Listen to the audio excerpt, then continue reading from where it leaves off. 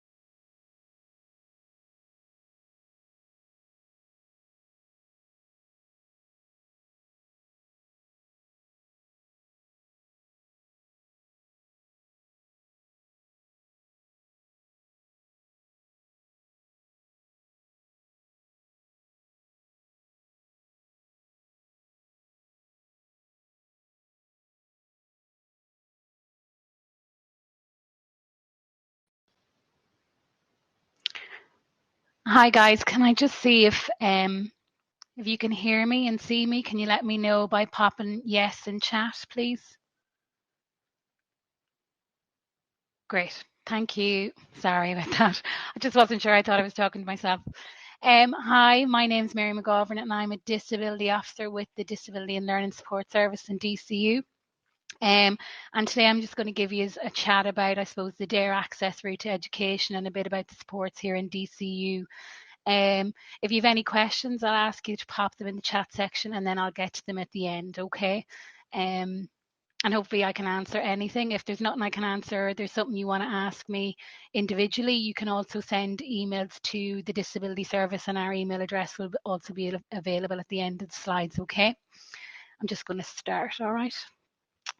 So what I'm going to cover this evening is I'm going to look at the DARE disability access route to education. Okay, so what is DARE? For those of you who don't know, DARE is the disability access route to education, and it offers students reduced points places to school leavers who, as a result of having a disability, have experienced additional educational challenges in second level education. Okay.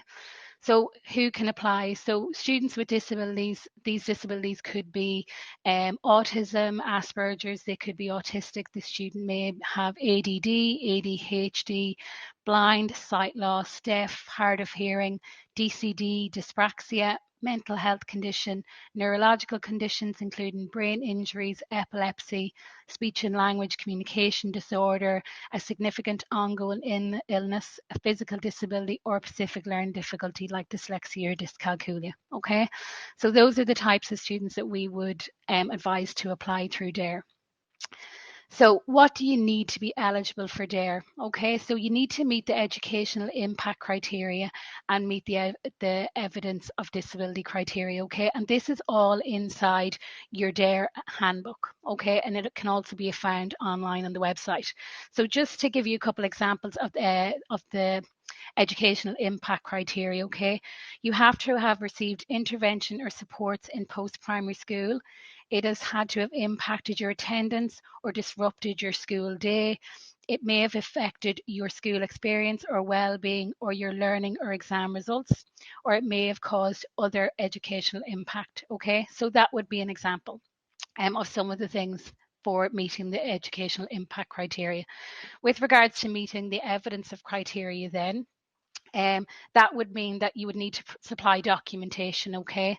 And that would need to be from a consultant, so like a psychiatrist or just an example, or a psychologist or an educational psychologist for those with dyslexia, okay, or a specific learning difficulty. And that would mean that you'd be eligible for DARE. So how do you apply for DARE? So to apply to the CAO, you must apply by the 1st of February 2023, okay? For DARE, you must complete Section A of the online supplementary information form and apply to DARE by answering yes to question 1, and that's by March 2023, Okay, so this is all again in the handbook. All of this information is there and it's really clear and laid out for everyone to see. Okay, there's a really good timeline on the inside of the front cover, and again, that will be available online as well for you to look at. Okay.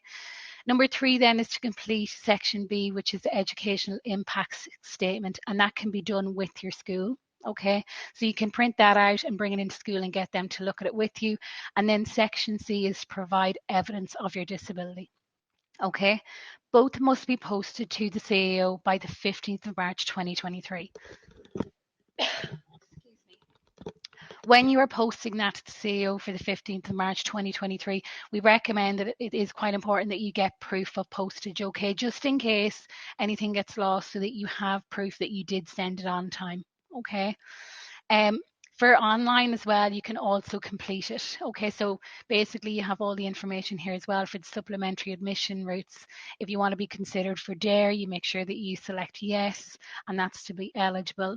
Your disability must have had a negative impact on your second level education. For more information, again, it goes back to the eligibility criteria, which I mentioned. Okay, and then it's by clicking yes, you confirm that you've read and accept the terms and conditions. Okay. And then underneath you'll see part B, and that's for students who maybe have applied through the CAO last year but maybe took a year out, or returning or deferred. So they might be coming back and, they would be asked then to put in their previous CAO number, so from the previous year. Okay, and then you will be asked to indicate your primary disability. So that could be, some students may have more than one disability. So what we would say is to indicate your primary disability, okay, what that may be, and then you would list that. So the personal statement then outlines from your point of view the impact of the disability that your disability has had on your education and the difficulties on your education. Section B, the impact statement, is to download it and post in. So this provides the information of how your disability has impacted your second level education. So as I said, download the form and then complete the applicant checklist with your school. So your school will complete the rest following on from your responses to the applicant checklist. And the form must be signed and stamped by the school principal or your deputy principal. Section C, evidence of your disability. Again, download the existing report and post it in. So this is the documentation from your consultant or psychiatrist, okay? It confirms that you have a condition and the impact it has had on you. The age of the evidence. So some of the evidence that we require for DARE may need to be less than 3 years old. Others have no age limit, and I'll go through that in a moment. We have some examples of that, but it is also on the handbook as well for you to look at. There's 2 pages, and they are, just to confirm, on pages 18 and 19 of the handbook, you will see that. Okay, so it can be a report, or you can get a consultant to fill out Part C of the evidence of disability form. Okay, and then in the DARE handbook, you will see a list, or on the accesscollege.ie, of the consultants who are accepted for DARE. Okay, get the form completed, signed and stamped by the appropriate professional, or accompanied by their business card on headed paper. Again, all of this is in your handbook. For GP verification, your GP may be in a position to complete Section C for the evidence of disability, okay, but they also need to have the appropriate information on file from the consultant and specialist. The GP must include a copy of the evidence they have on file from that consultant or specialist. It's not enough to fill out Part C, they must provide a copy of the evidence. We cannot accept GP letters alone, okay. Evidence of your disability if you have a specific learning difficulty. Okay, for students with a specific learning difficulty, you do not need Section C of the form, but you do need other evidence, and you must provide it.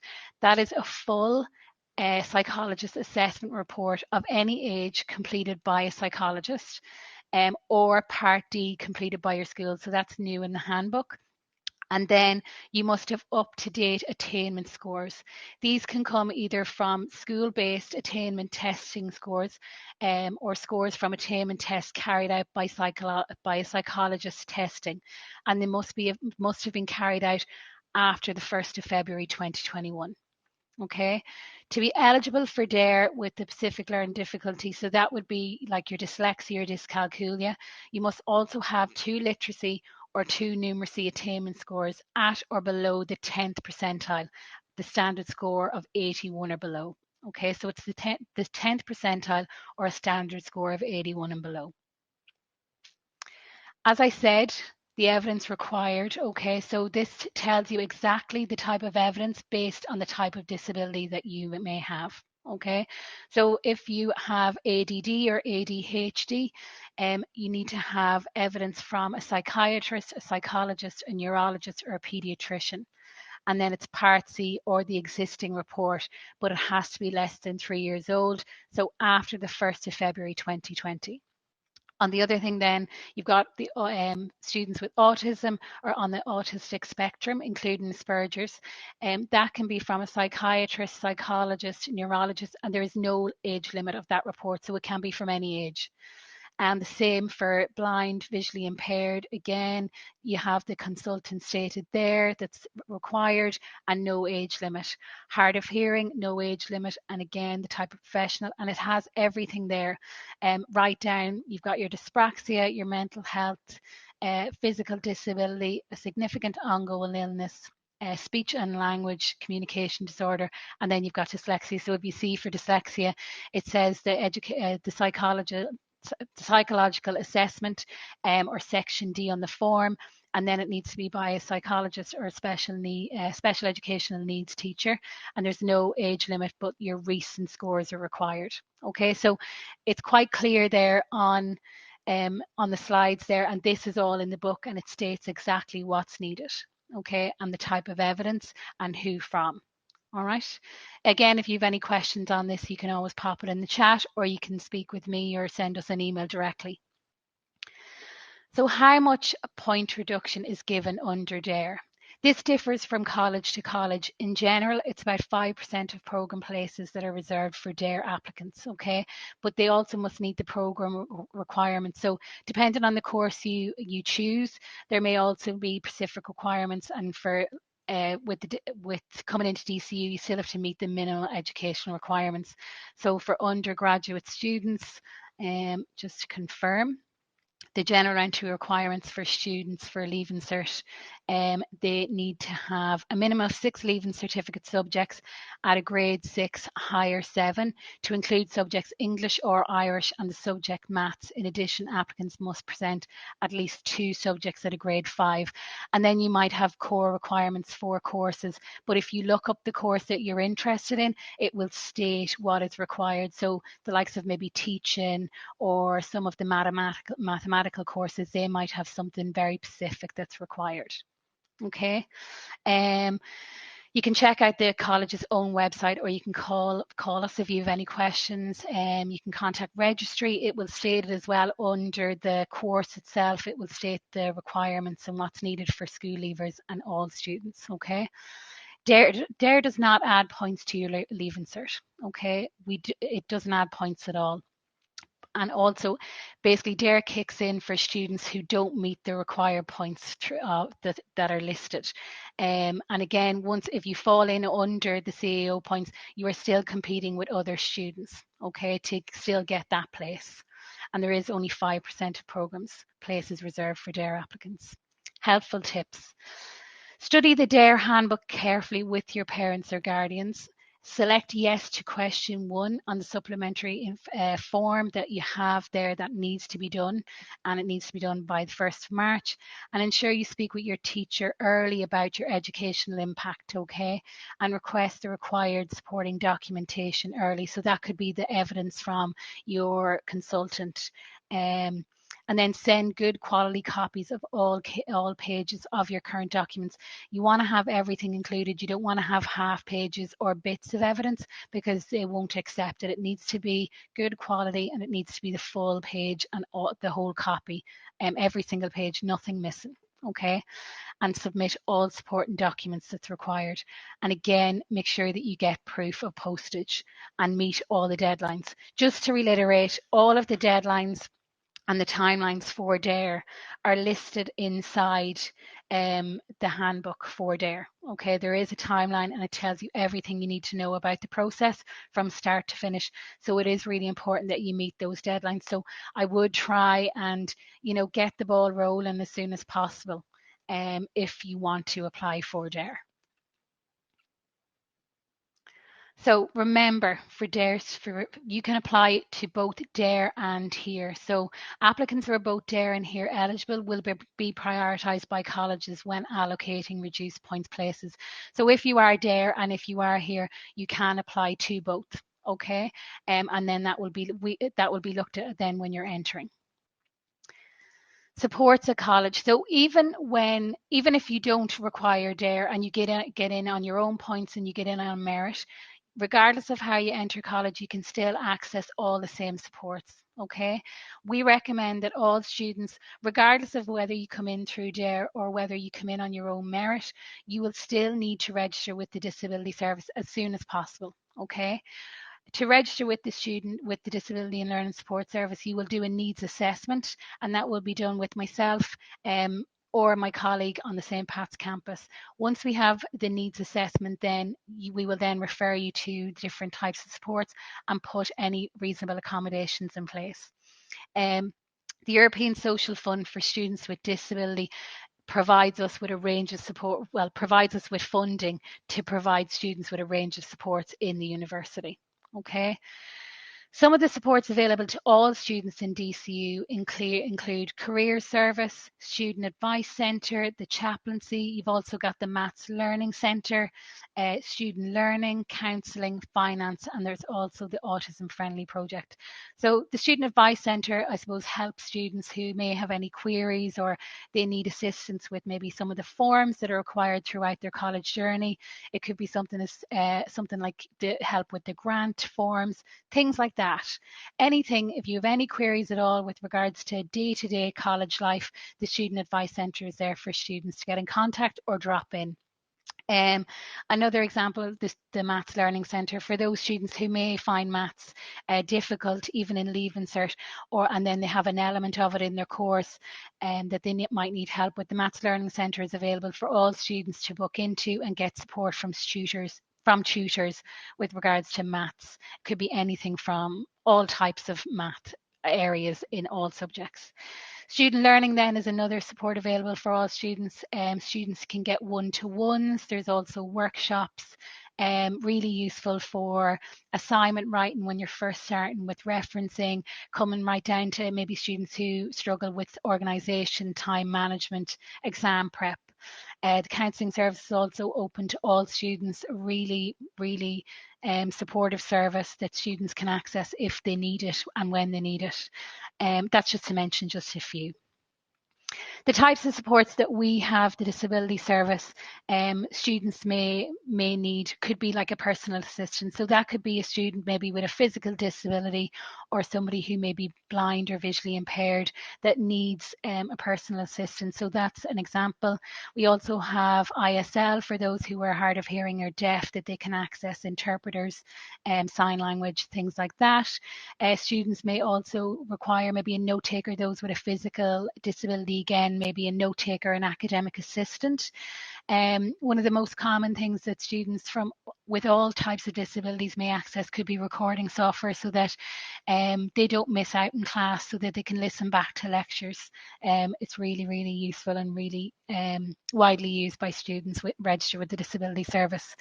The types of academic supports then that students might get could be extra time, smaller exam hall, access to a PC, or dyslexia guidelines for lectures, which is basically like your spelling and grammar waiver in school. Other supports then we have are occupational therapists. We do have occupational therapists in our service that provide students with workshops. Again, it would be specifically around maybe self-regulation, time management, organisation, self-care, communication. They run a varied amount of workshops for students to support them. They also have an ADHD rolling group that they work with students on a weekly basis who have ADHD. Again, it's really beneficial. We also have an AT officer that would provide students with the likes of recording software, or it could be specific technology for a student depending on their disability, and the assistive technology officer would work specifically with the student and their needs to find solutions to help them become more independent in college.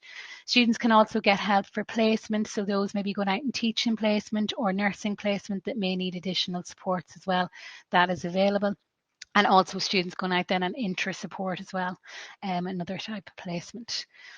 So for students, you can contact us again if you want to have any more information on DARE or HERE.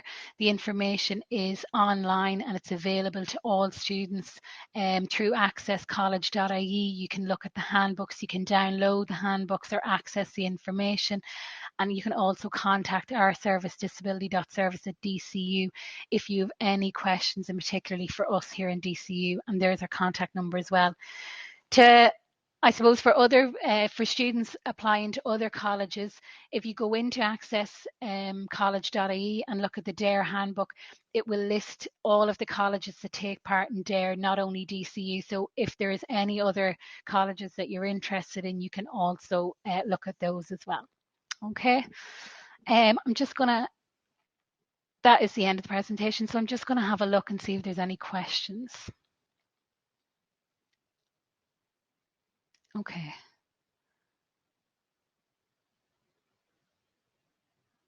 Yes, with regards to the evidence, yeah, they still want people to post it. Unfortunately, yeah, all evidence must be posted, and I would recommend again just making sure that even if you feel like the page isn't relevant, I would send every page of evidence that you have from back to front.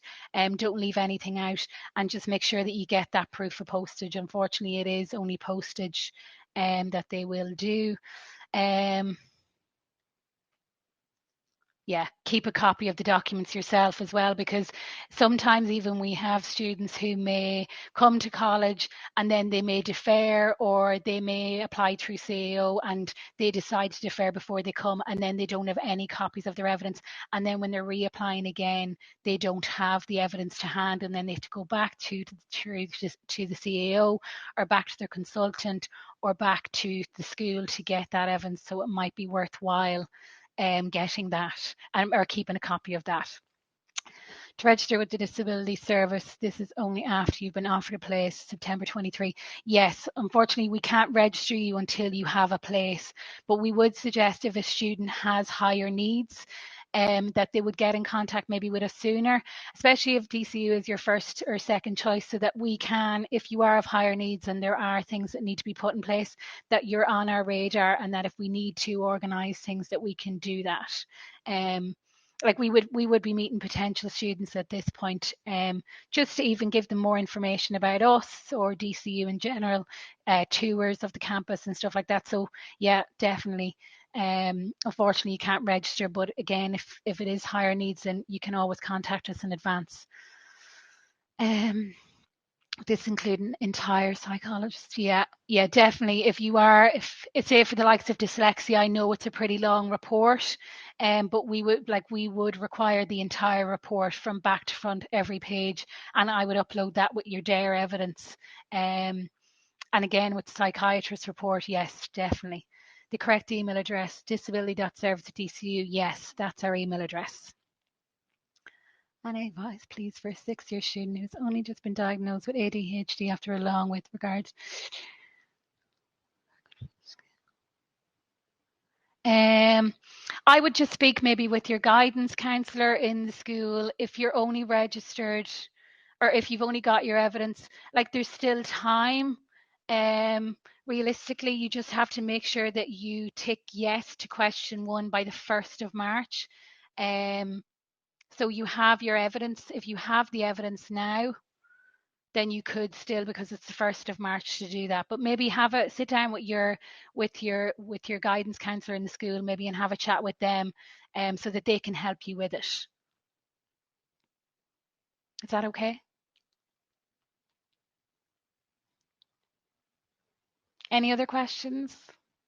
Again, if you need to contact us at any other point or with further questions, you can email us directly, disability.service@dcu.ie.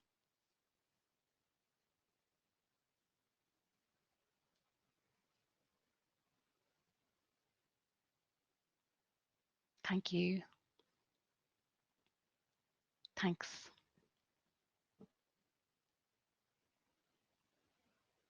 Thanks a million, guys.